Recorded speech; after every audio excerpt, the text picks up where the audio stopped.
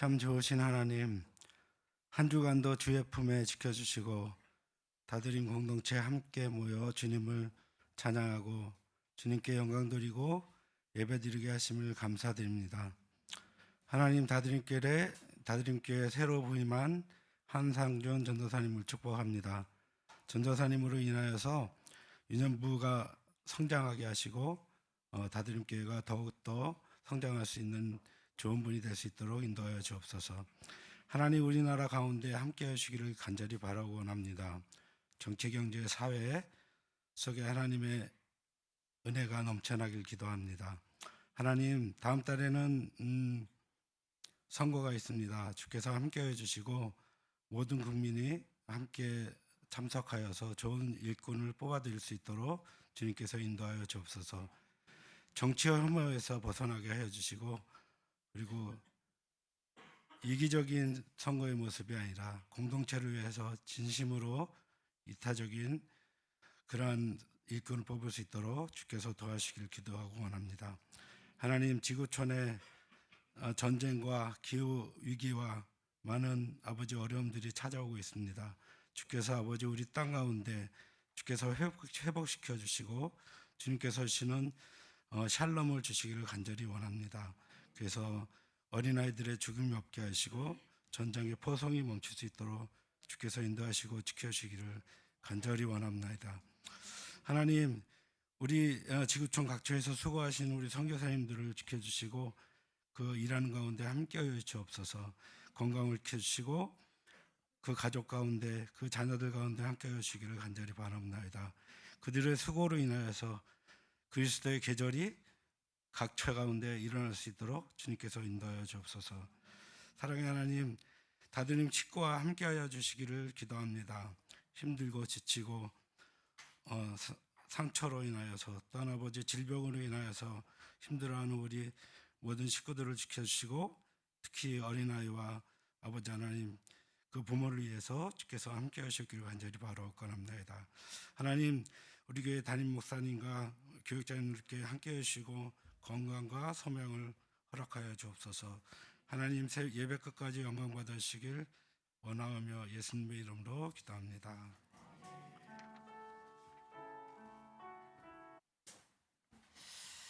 우리가 광야 생활을 지금 묵상하고 있는데 이 광야 생활에서 시작과 끝에 아주 중요한 한 단어가 나오는데 그것은 거룩이에요. 거룩이에요. 그래서 우리가 이 광야 생활의 끝이 거룩이고 광야의 생활의 과정이 거룩이고 광야 생활의 전부가 시작이 긍휼과 다 있어요. 이 말은 여러분, 우리가 다시 한번 이 민수기를 보게 하는 것인데요. 이 20장에 미리암과 아론의 죽음을 언급하는 본문에도 여전히 거룩이라는 단어가 튀어나옵니다. 이 20장 1절에 보시면 미리암이 언제 죽었는가? 그들이 광야 신광야에 이르러 가데스에 머물더니 미리암이 죽었다 이렇게 하였는데 이 성경학자들은 이 구절 첫 번째 구절을 도대체 그러면 미리암이 언제 죽은 거야 하는 데서 어려움을 느낍니다. 왠가 하면 민수기 10장 11절부터 광야 생활이 시작하여서 이제 끝자락에 왔는데 갑자기 미리암의 죽음을 언급을 하면서 죽은 장소가 여기에 보니까 신광야라고 적혀 있습니다. 가데스라고 적혀 있는데 우리 모두가 아는 대로 이 가데스와 신광야는 출애굽한 이스라엘 백성들이 3년째 되던 해에 들어가서 머물렀던 곳이에요. 그곳에서부터 38년 동안을 머물기 때문에 그럼 도대체 미리암이 3년 되었을 때 죽었다는 뜻인가, 이런 방식으로 이해할 수도 있습니다. 그런데 20장 22절에 보시면 이렇게 기록을 하고 있습니다. 20장 22절인데요. 여기 보시면 아론이 죽을 때를 뭐라고 말씀하시는가 하면 그가 40년 5월 1일이라고 20장 22절에 적혀 있습니다. 그리고 이 본문은 이제 광야의 생활이 끝이 나는 지점쯤이에요. 그래서 사람들이 이 본문에 혼돈이 생기는 이유는 미리암이 죽은 날짜를 언제로 추정해야 되는가 하는 것이 혼란이에요. 그러나 본문의 흐름을 봐서는 미리암이 광야의 끝에 되었을 때 죽었다라고 보는 것이 무난한 것 같습니다. 그러나 이 광야의 끝자락에서 그러면 왜 하나님께서 또 거룩에 대해서 이야기하실까? 이것은 또 다른 질문을 우리에게 낳게 하지요. 사실 민수기 전체를 보면 광야 생활에서 가장 중요한 것은 우리 보고 거룩함을 배우라는 거예요. 민수기 전체를 통하여서 거룩에 관련된 것들을 다 찾아보면 다음 4가지 정도로 거룩이라는 것을 하나님이 우리에게 알려주시는데요.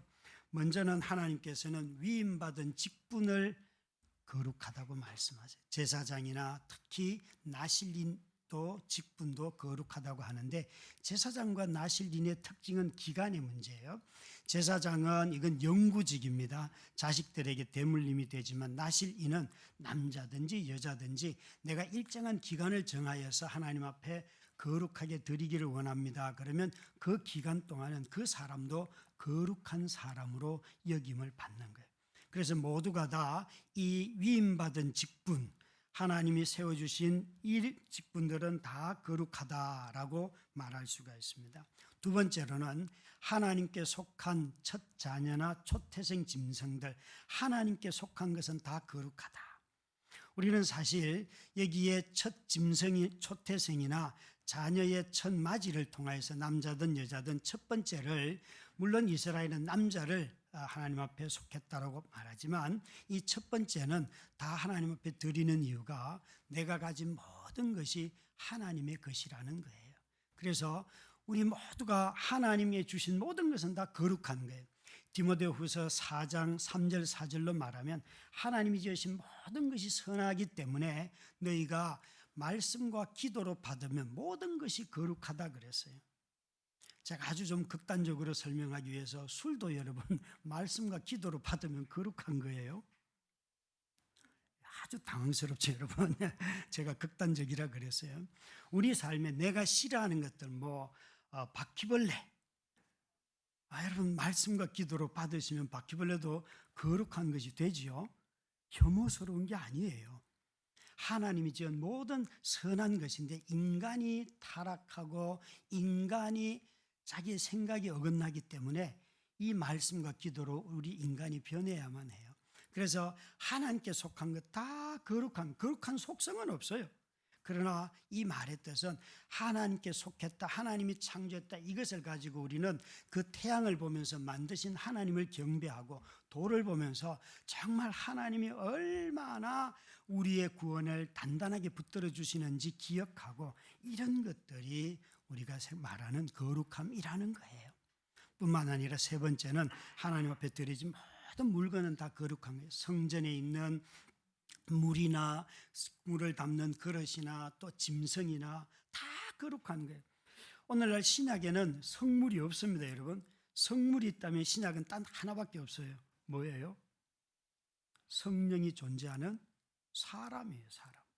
이건 여러분 성물이에요, 아니에요? 왜 이러세요 여러분?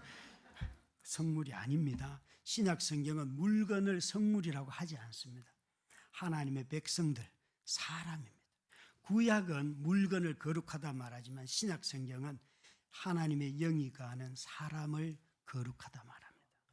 여러분, 이것은 굉장히 중요한 신앙생활에 중요한 거예요. 그래서 이거 누가 드렸는지 기억도 못하지만 이거 드렸다고 맨날 들으면서 이게 있는가 없는가.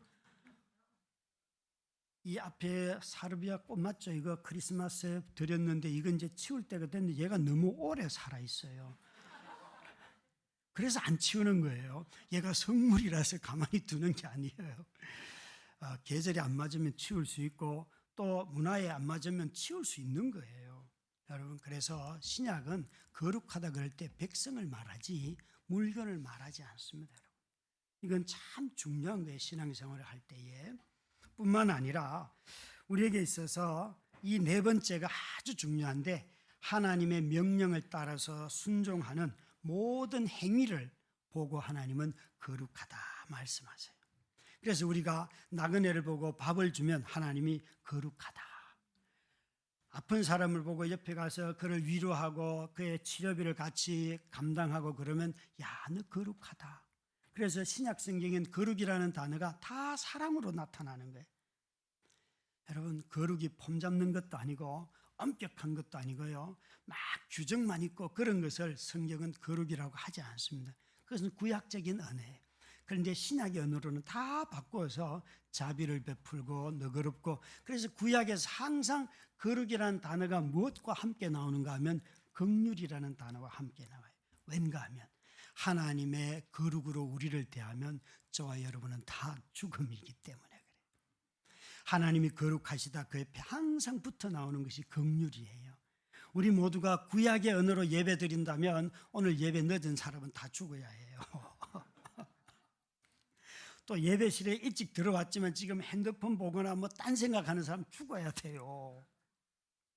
아니 여러분, 짐승을 못 가지고 온 사람 자기도 막 깨끗하고 정결한 짐승 가지고 온 줄 알았는데 보니까 이 털이 빠졌어. 죽어야 돼요. 너무나 억울하잖아요. 짐승도 드리고 나도 죽고. 그런 하나님 믿고 싶으세요? 그건 우리 모두가 다 거룩함, 온전할 수 없다는 거예요. 그래서 하나님이 항상 우리를 긍휼히 여기시기 때문에 우리 모두가 다 하나님 앞에 예배하는 자가 되어 있다는 거예요. 여러분, 이 은혜가 얼마나 큽니까? 그래서 하나님은 이 네 번째가 중요합니다. 민수기의 개념대로 한다면 하나님의 명령대로 순종하는 행위 자체를 거룩하다 말씀하시고 계십니다. 왜 민수기 이 20장 끝에 와서, 광야 생활의 끝에 와서 다시 거룩을 말할까요? 민수기 15장 40절에 보면 하나님께서 모세에게 이렇게 말씀하십니다. 같이 읽습니다. 그리하여 너희가 내 모든 계명을 기억하고 행하며 너희의 하나님 앞에 거룩하리라. 이게 바로 조금 전에 설명했던 네 번째 것인데요. 오늘 본문의 20절부터 12절부터 13절 말씀을 보면 하나님께서 놀랍게도 모세와 아론의 행동을 보시면서 너희가 나의 거룩을 깼다, 지키지 못했다 말씀하세요. 같이 읽습니다. 여호와께서 모세와 아론에게 이르시되 너희가 나를 믿지 아니하고 이스라엘 자손의 목전에서 내 거룩함을 나타내지 아니한 고로 너희는 이 회중을 내가 그들에게 준 땅으로 인도하여 드리지 못하리라 하시니라. 이스라엘 자손이 여호와와 다투었으므로 이를 머리바 물이라 하니라. 여호와께서 그들 중에서 그 거룩함을 나타내셨더라. 분명 우리가 읽을 때에 모세는 백성들이 원망할 때 하나님 앞에 가서 엎드렸잖아요. 그리고 하나님이 말씀하신 대로 뭔가를 했는데 왜 하나님께서는 이렇게 모세에게 너는 나를 믿지 아니하므로 이스라엘 목전에서 나의 거룩함을 드러내지 않았다 라고 말씀을 하실까요? 사실 여러분, 우리가 알고 있는 대로 민수기 13장 14장에 정탐꾼 10명이 저 땅에 들어가면 안 됩니다, 하나님의 약속의 땅이 아니고 악한 땅입니다, 우리는 죽습니다, 그럴 때에 모세와 아론은 동의하지 않았어요. 그렇지만 하나님께서 갈렙과 여호수아만 그 땅에 들어간다고 말씀을 하셨어요. 그러면 모세와 아론이 언제 그 땅에 확정적으로 그들의 잘못 때문에 못 들어가게 되었는가? 오늘 바로 20장에 있는 거예요. 이 20장에 보면 하나님께서 그 모세를 향하여서 네가 이 일로 인하여서 그 땅에 들어갈 수 없다라고 말씀하시는데요. 20장 24절을 한번 띄워주시기 바랍니다. 모세를 향하여서 하나님께서 20장 24절에 이렇게 말씀을 하십니다. 여러분, 성경이 펴져 있으니까 읽도록 하겠습니다. 아론은 그 조상들에게 돌아가고 내가 이스라엘 자손에게 준 땅에는 들어가지 못하리니 이는 너희가 무리바 물에서 내 말을 거역한 까닭이니라.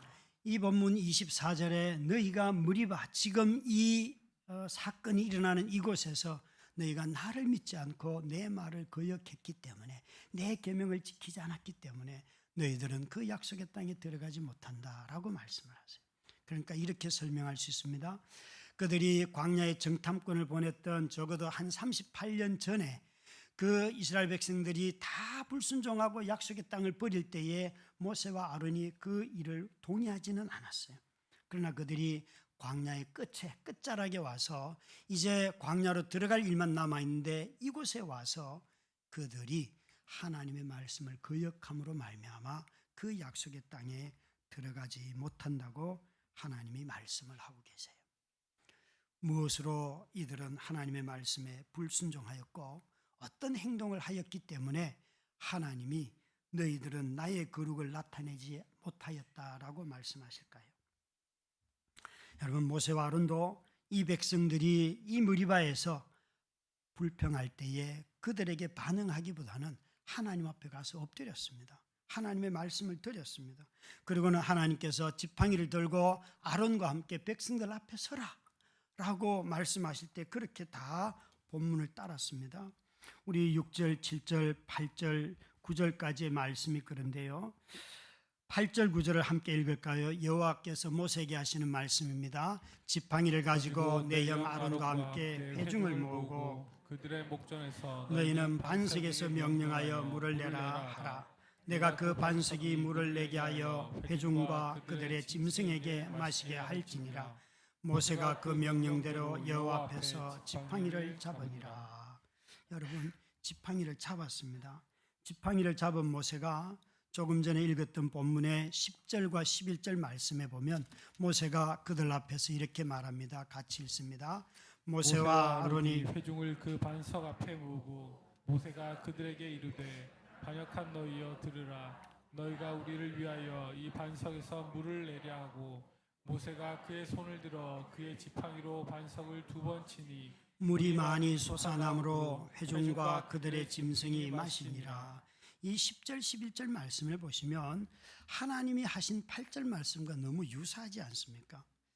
회중을 모으고 그들에게 물을 먹이고 반석에게 명령을 하고 그런 것들이 다 똑같은데 놀라운 것은 12절에 하나님께서 조금 전에 읽었던 말씀 그대로 하나님은 너희가 나를 믿지 아니하였고 나의 거룩을 드러내지 아니하였기 때문에 너는 그 땅에 들어가지 못한다. 내 말을 거역했다 말씀하세요. 여러분, 눈에 보기에 모세가 무엇을 거역했습니까?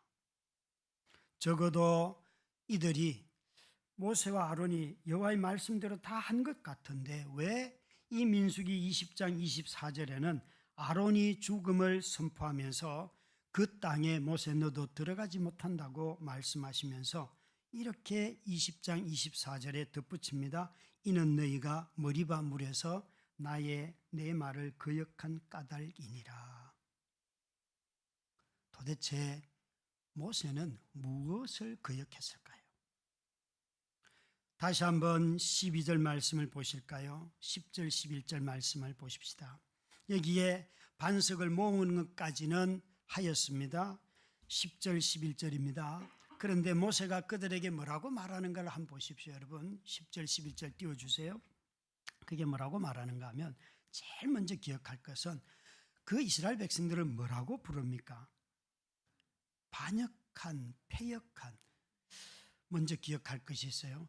여러분, 여기에 지금 불평한 사람은 겉으로 보기에는 누구예요? 백성들이잖아요. 그런데 백성들을 심판을 하세요, 안 하세요?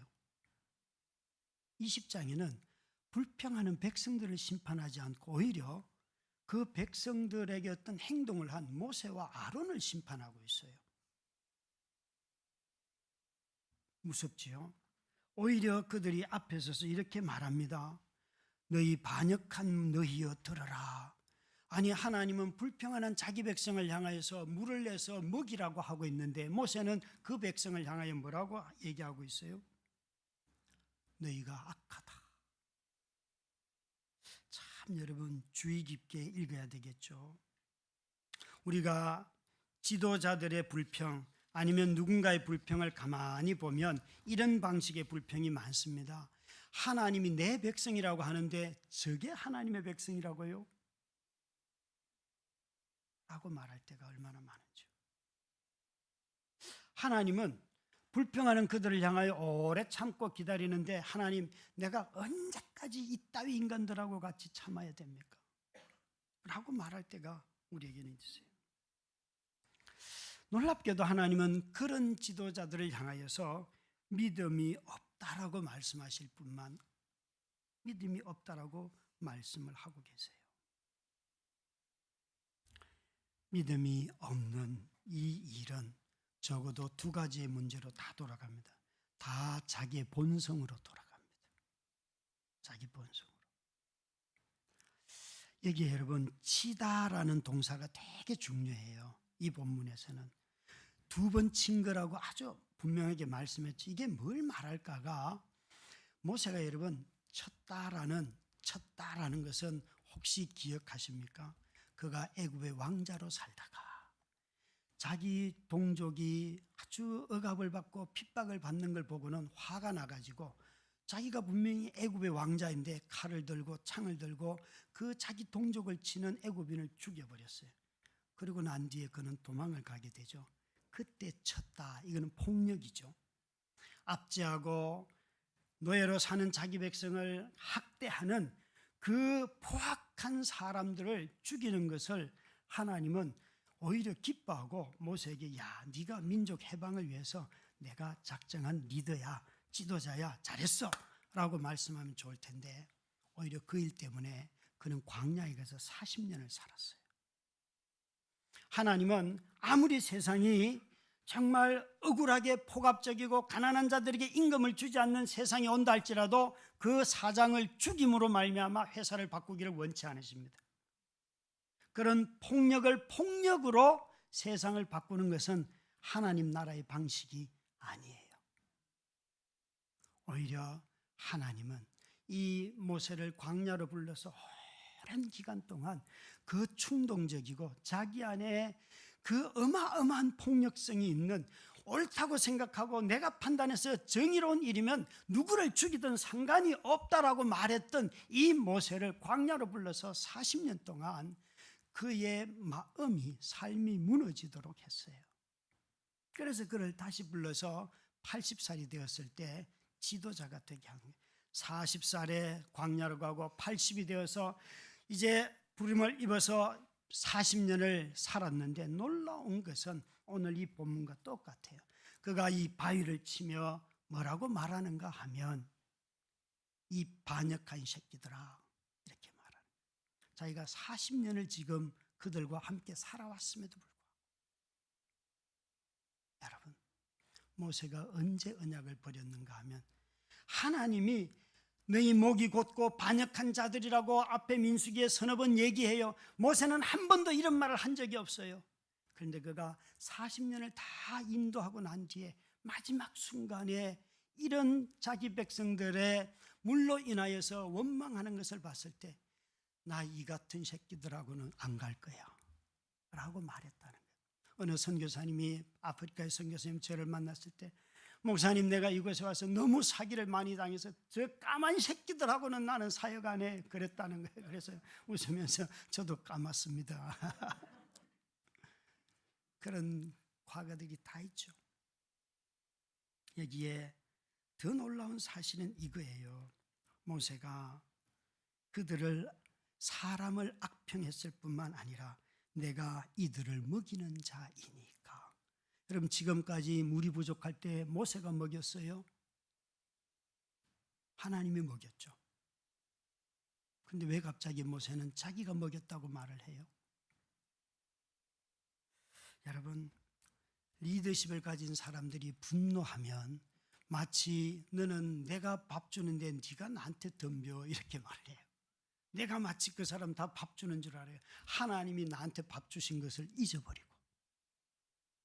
리더십을 가지고 있는 사람들이 자기 감정이 드러나면요, 공동체는 엉뚱한 데로 갑니다. 파괴됩니다. 하나님이 지금 모세에게 하고 싶은 말이 이거라니까요.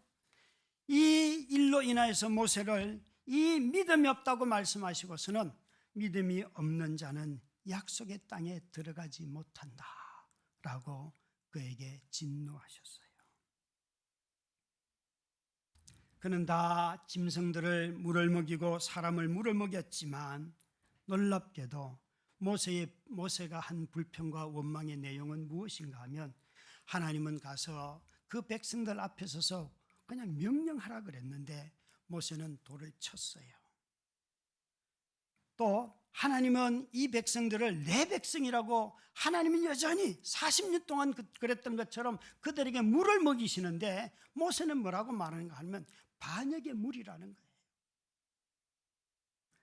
자기 백성을 위하여 물을 내시는 하나님이신데 모세는 물 내가 내랴 그러면서 자기가 마치 한 것처럼 말을 하고 있어요.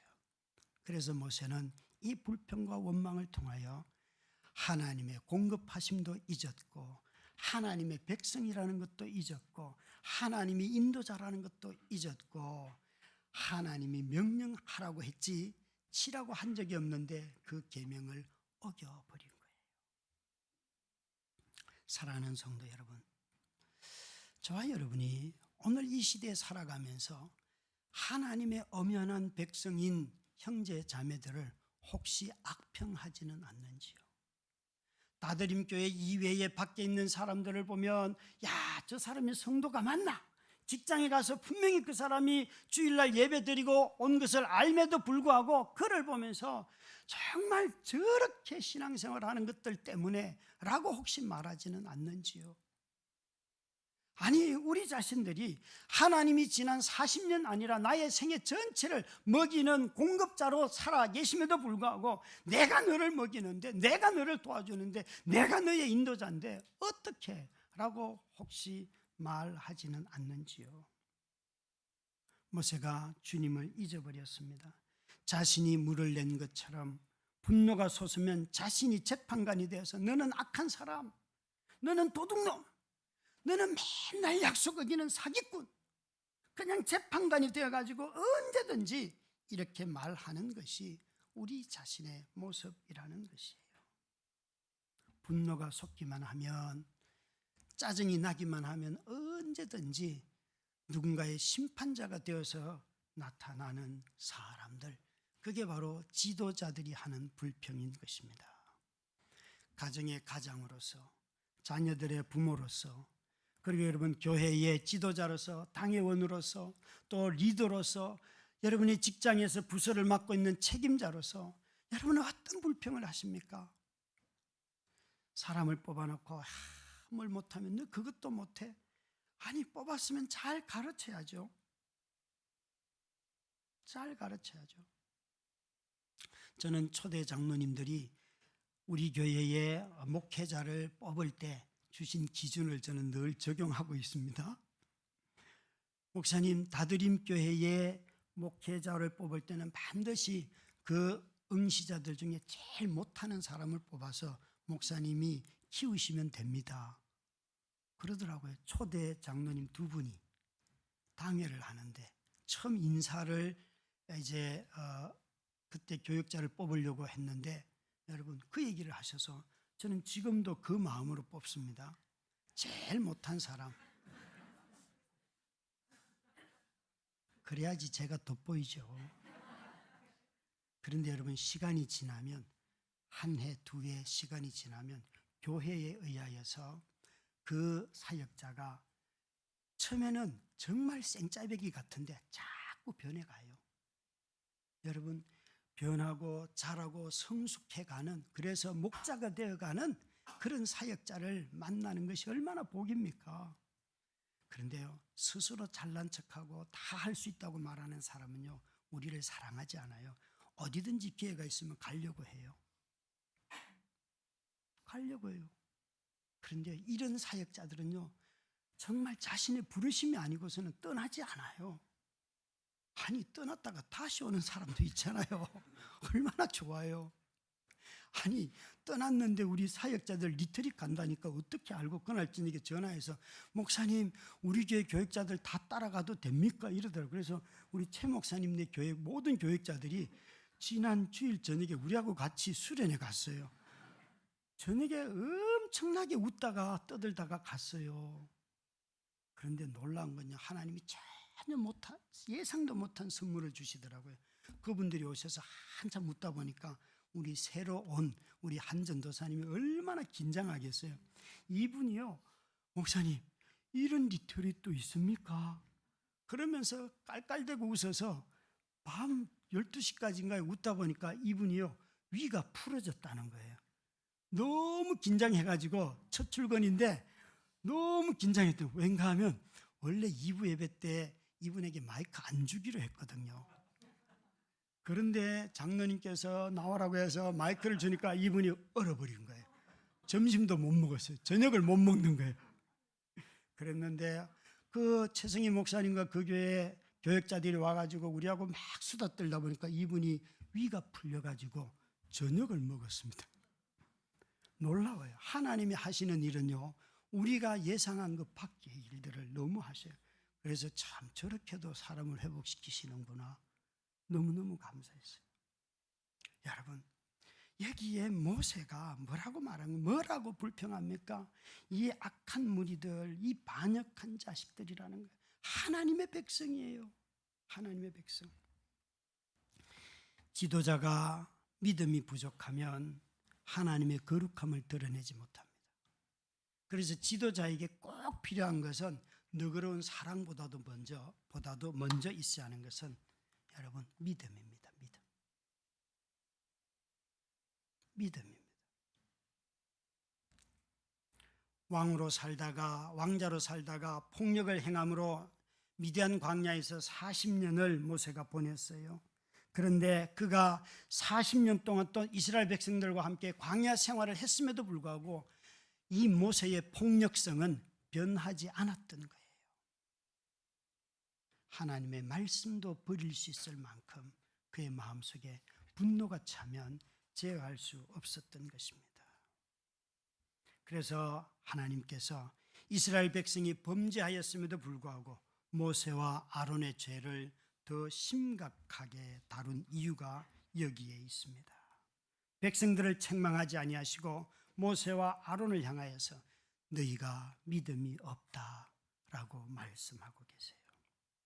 사랑하는 성도 여러분, 특별히 우리 교역자들과 당회 장로님 여러분들, 먼저 정말 겸손한 리더가 되기보다는 하나님의 말씀에 순종할 줄 아는 그런 믿음 있는 리더들이 다 되기를 먼저 주의 이름으로 권면하고 축복합니다. 만약 이런 믿음이 없다면 우리들도, 교역자들도, 장로님들도 성도들의 헌신을 보면서 정말 저 사람은 늘 얻어먹기만 하는 사람, 저 사람은 또 매일 회방하는 사람, 저 사람은 늘 성실한 사람, 벌써 하나님의 백성을 갈라놓습니다. 여러분, 지도자의 이런 말들은 예수 그리스도의 십자가의 보혈로 우리 모두가 남자와 여자가 하나 되고 가난한 자와 부자가 하나가 되고 정말 배운 자나 못 배운 자나 정말 모든 사람이 다 이주 노동자들과 한국 사람이 하나가 되고 우리 모두를 다 하나 되게 하신 것을 다 갈라놓습니다. 그래서 자신이 재판관이 되고 심판관이 되고 자신만 정의롭고 자기 자신이 항상 옳다라고 말하는 거예요. 오히려 모세와 아론을 향하여 믿음 없다고 말씀하시는 이 하나님의 너그러운 마음, 자기 백성을 향하여 쏟아내는, 그래서 이들 모세와 아론은 그들의 곤궁함을, 무리 없는 삶을 마치 자신의 힘으로 할 수 있는 것처럼 오히려 자기가 하는 것처럼 말하면서 폭력을 정당화하고 자신의 행동으로 마치 하나님의 거룩함을 드러내는 것처럼 그가 말하고 있다는 것이에요. 여러분, 교회 안에는 너무나 많은 심판자들이 있습니다. 또 우리나라에는 너무나 많은 재판관들이 너무 많습니다. 판사들만 재판하는 게 아닙니다. 저는 뉴스를 볼 때마다 너무나 많은 재판관들이 다 국민 전체인 것 같습니다. 대한민국은 전부 다 재판관, 심판관들만 가득한 나라예요. 여러분, 이제는 성도로서 정말 이런 시선들을 멈추시면 어떨까요? 하나님이 허물이 많고 눈앞에서 자신에게 불순종하고 불평하는 그 백성조차도 먹이라고 하시는 이 하나님의 은혜, 하나님의 긍휼, 하나님의 자비로움, 비록 그가 허물이 많다 할지라도 하나님이 판단하시리라고 믿고 우리의 판단을 좀 보류하고 사랑으로 대하면 어떨까요? C.S. 루이스라고 하는 작가는 이렇게 말하였습니다. 함께 이 구절을 같이 읽도록 하겠습니다. 하나님에게 반역하는 존재는 짐승이 아니라 인간과 천사들이야. 무생물은 성부의 품에 안겨 하나님의 숨김을 가장 고통스럽게 생각하는 이들은 어떤 면에서 그분과 가장 가까운 사람들일 거야.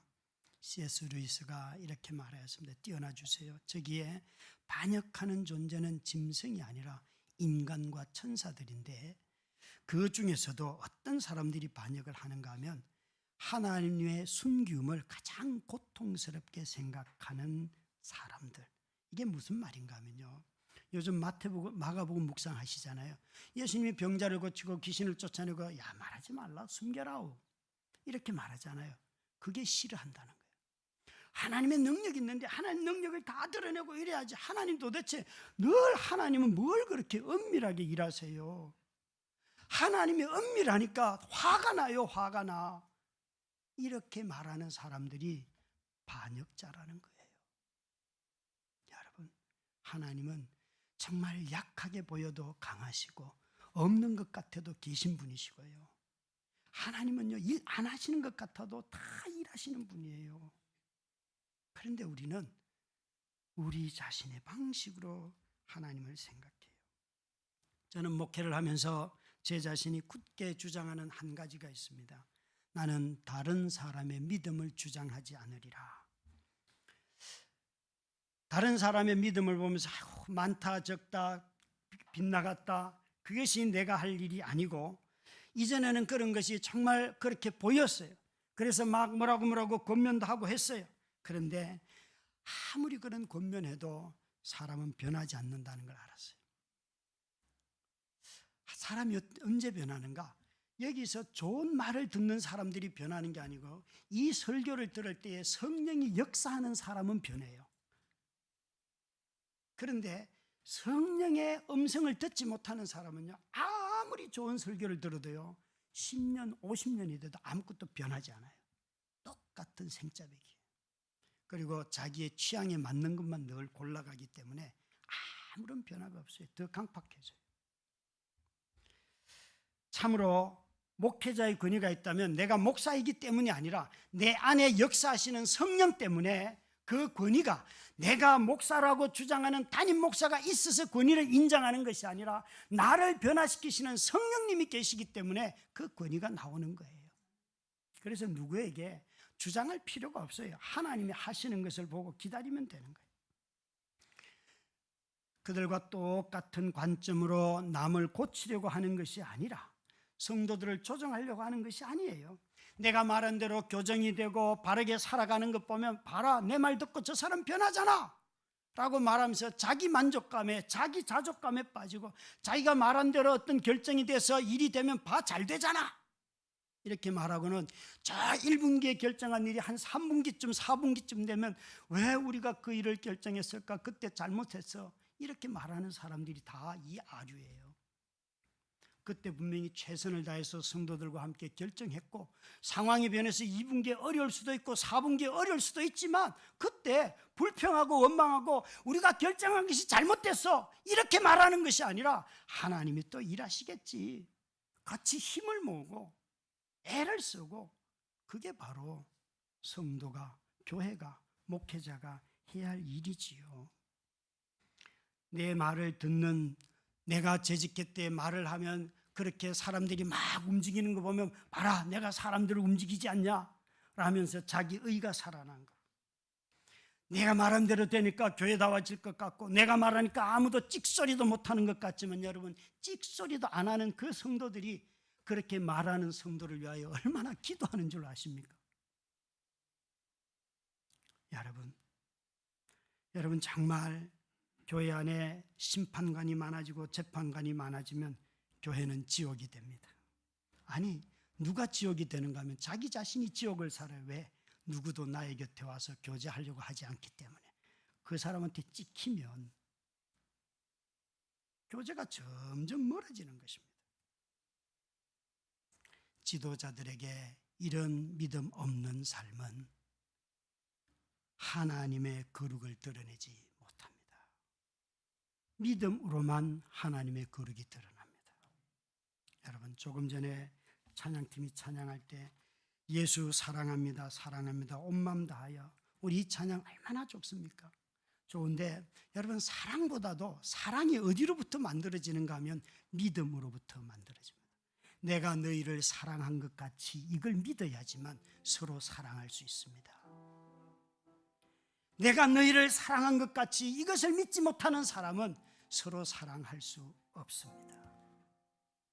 우리 함께 찬양하며 다시 한번 나의 삶을 돌아보고 나는 정말 하나님의 거룩을 잊은 자로 사는가, 거룩함을 회복했는가 묵상하며 기도하겠습니다.